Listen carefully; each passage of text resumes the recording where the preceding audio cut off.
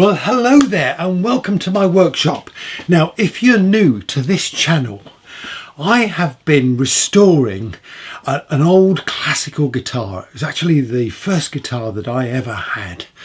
And well, it's been an interesting project. And what I'm going to do is put a link to the playlist just up there.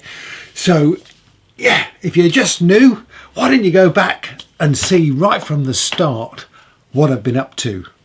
But if you've been with me all this way, and I'm very grateful if you have, well, what's going to happen in this episode? Let me think. I think I'm going to have problems with the fretboard, and I can see that I'm going to have to create a new little tool to deal with that. Let's see.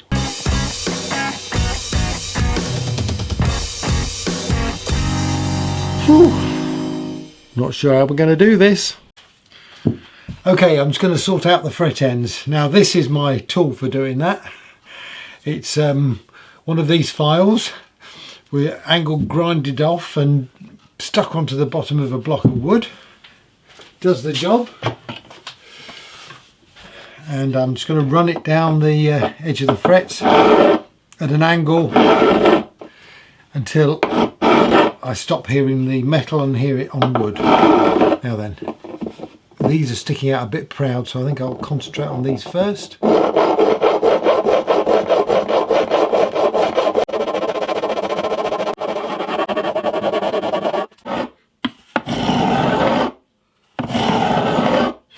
Now I'm using this little triangular file, and I've actually flattened one edge so it's smooth, and so that I can just take off the burr left by that last file.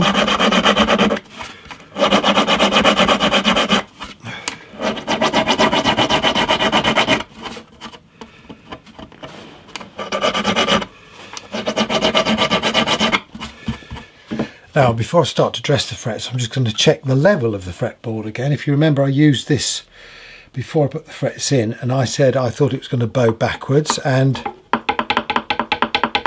sure enough, with the frets in, the neck has bowed backwards. Now, there's not a lot I can do about that because there's no truss rod in this. So I'm faced with a bit of a situation here, in that that neck is now bowing backwards, not by much, but it's probably at 1 millimetre on that side there. And that means if I use a levelling beam to level these frets, the ones in the middle are going to be lower than the ones on each end. And if, as I think will happen, the neck bends up a bit and gives me a bit of relief, that'll push those even lower, and I'm likely to get buzz, certainly at this end. So I think I need some way of levelling the frets in the knowledge that this is bowed backwards. Now, some time back in one of my videos, I had a comment from a gentleman who said, go and watch this luthier, and I apologise now because I can't remember his name now. If I find the video, I shall put a link to it here and in the description. But this luthier was using truss rods with sandpaper on, or fine paper, and basically adjusting the truss rod to match the curvature of the neck.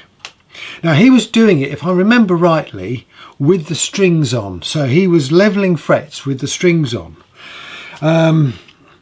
But I think I can use this technique here if I can get this truss rod to match the bend or the bow on this neck, and I'll put some wet and dry paper on the back there.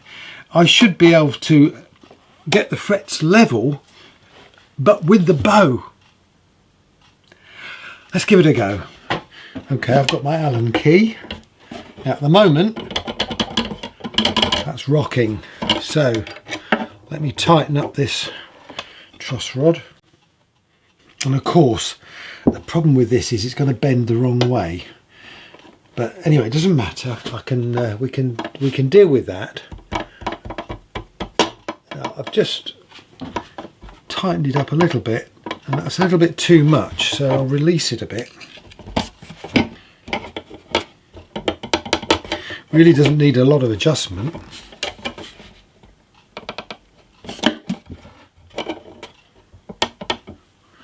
A bit more.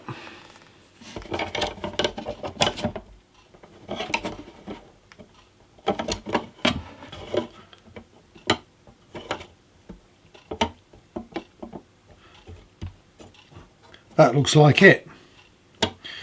Okay, so I was rather hoping I could use the flat, but I can't. I've got to deal with this side. So, another problem to tackle. Okay, time to clear the bench. I've had an idea. I need to make an adjustable fret leveler. Now then, I've found this piece of either maple or sycamore, which has been thickness, so it's got equal thickness all the way down its length. And my intention is to attach this truss rod to that piece of wood using offcuts of aluminium strip.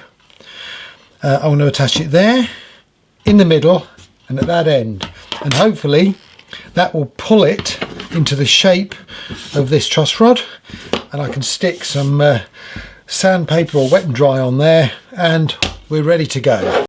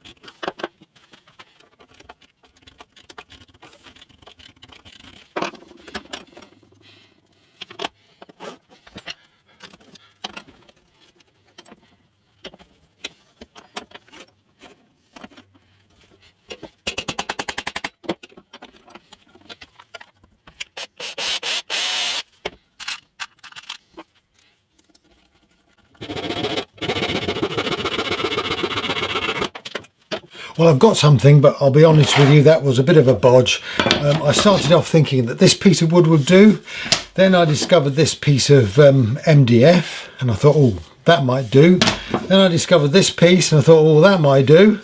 And then I found another piece of maple, which is a hardwood, and I thought, well, that will definitely do. It's much thicker, and it meant that I could strap it to the sides. The only question is now, will that bend when I turn the truss rod? So let's see. I'm going to put it in the vise, tighten it up.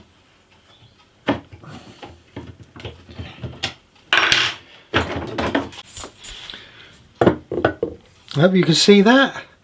Definitely got a bend on it, so that means I've got control over how that piece of wood bends. Now all I've got to do is match that to the bow in the neck. Let's get the guitar back, get the old rag out. A bit of wood that I've just cut off. Oh. Right, a guitar. Here we are.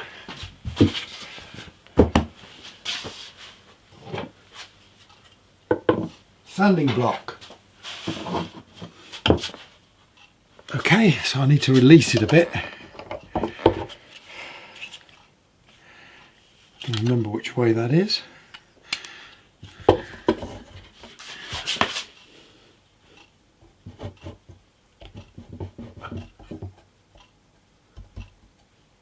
I think that's it. Maybe a bit of a rock there. Let's just tighten that back up a bit.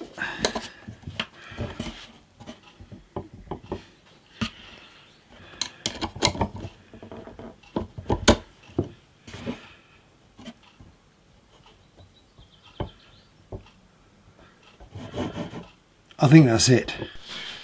So I just need to make myself a sanding block now. So I've got some 320 wet and dry there. I shall just mark a couple of strips up.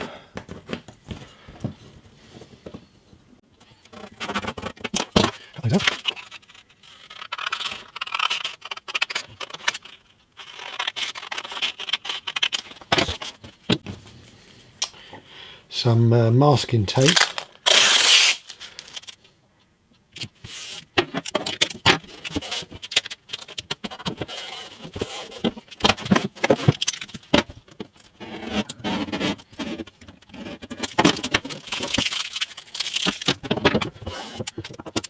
Some double-sided.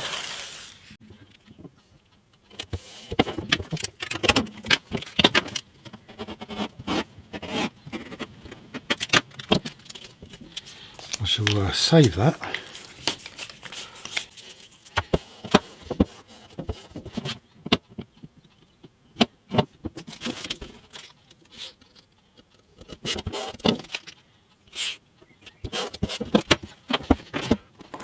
Quick trim, and I think we've got it.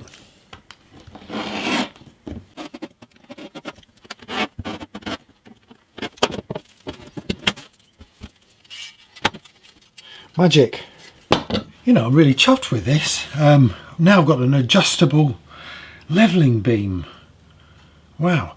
I'm going to go in and find out who it was who uses this technique, because I shall definitely put a link to his video on there. Now, I've lost a bass guitar truss rod, but I'll be perfectly honest with you, I'm not particularly happy with these sorts of truss rods. I've not had a great deal of success with them, so in a way it doesn't really matter. Anyway, I'm going to need to tape this all up, but it's getting towards the end of the day, so I'm going to leave this tonight and come back to it tomorrow. Excellent. Okay, time to tape up the fretboard.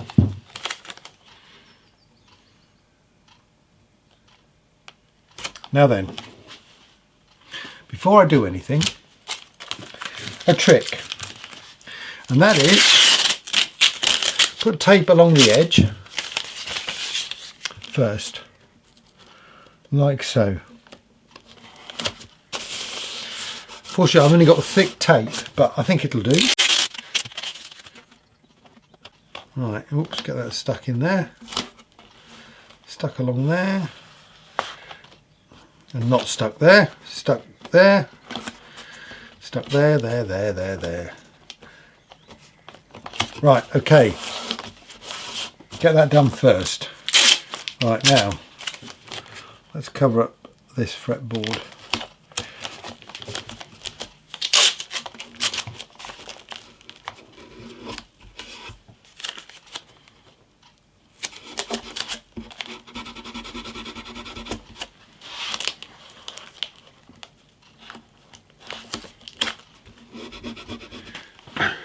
Now I'm going to use this blue pen to mark the top of the frets.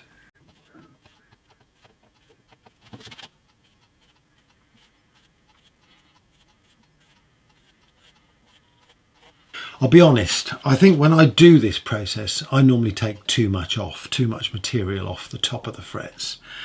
There always seems to be some frets that just stick out and you've got to keep going, and that ends up flattening other frets right down. So this time I'm hoping, because I've got this special tool which is now bent to the shape of the neck, that it's going to be easier and I'm not going to have to take so much off. And I'm just going to be careful. So that should have dried by now, so let's give it a go.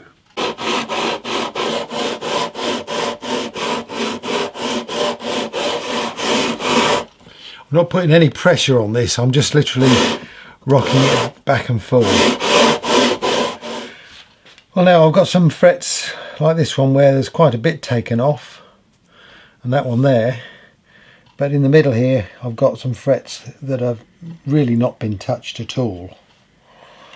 Now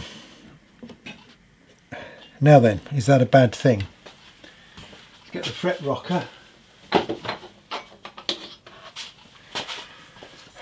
Let's just see how far off we are.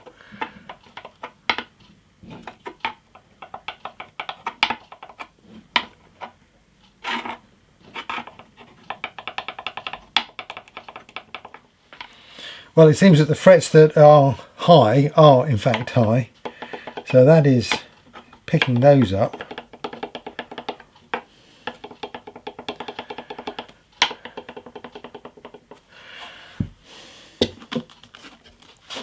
Let's just try this again. That really is following that neck profile quite accurately.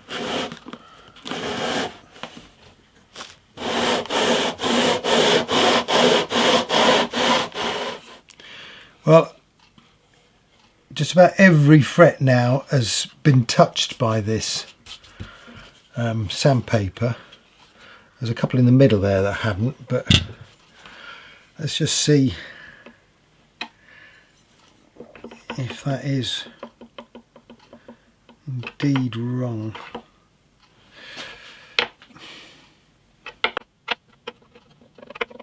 Slight knocking there. To be perfectly honest with you, I think it's pretty good.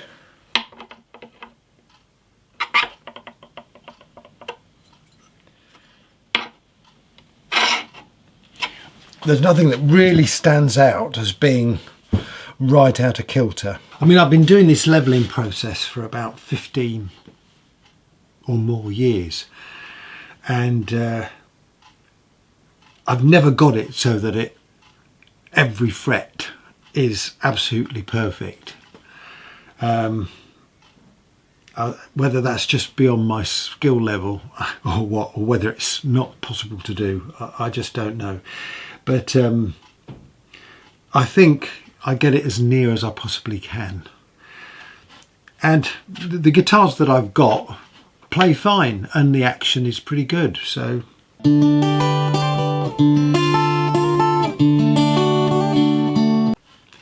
hey, can't be far off, can it? Well, now that I've roughed up the top of most of these frets, I'm going to have to crown them.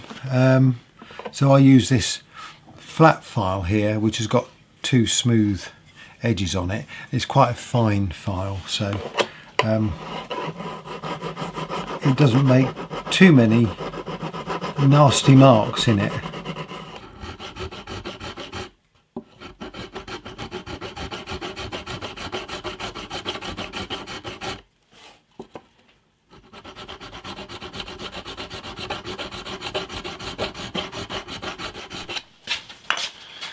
Okay, now I'm going to polish up the frets with some papers. I've got 400, and these are just mounted on some soft foam, so they sort of bend into the shape of the frets. 400, 600 and 1200. So let's do it with some 400 to start off with. Just really want to take off the marks on the top.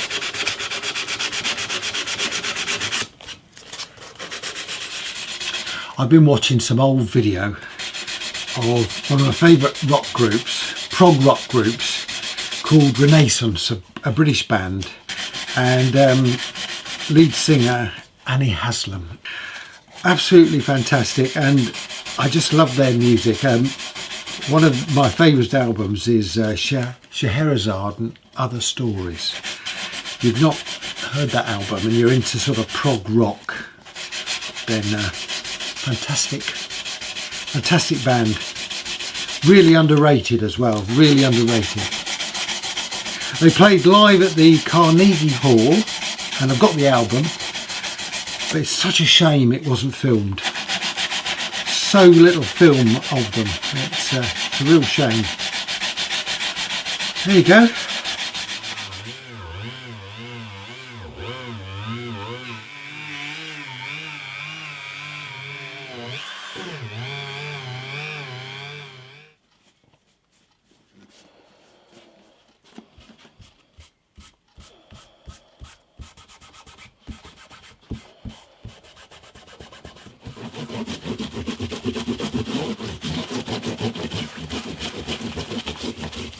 Finally, with my hands washed and everything put away, let's take this tape off. And the whole point of putting those two side pieces on was that it should make it easier for us to peel all this tape off,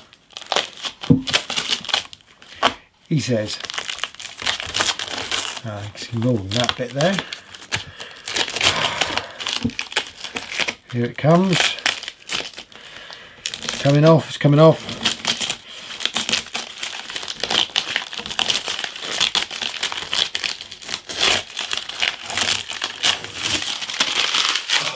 Magic. Magic. And there we have all the frets in and polished and crowned. Whew. Well folks, I'm afraid I've run out of time, and so I'm going to call this video a day so I can go off and edit it. Thank you very much for watching and for all your comments, and if you've not subscribed, I'd be very grateful if you just hit the button and subscribe. What I'm going to do this time is somewhere around here I'm going to put a link to that Renaissance video that I was watching, because I think it's such a classic. This is a recording from the BBC that somebody has put on YouTube, and I don't know how they did that, but it's from a program called Sight and Sound, which they broadcast in the 70s, where they had a live band on the set there, and they broadcast the stereo sound through the radio. And so you could listen there with your headphones on in stereo from the radio, and you had the TV in front of you with the image. Prog rock of the 70s, and the band is absolutely fantastic. So hey, stay tuned and have a look at a bit of this video, and well, put some notes in the comments just to tell me what you think. Anyway, I'll see you soon. Take care. Cheers.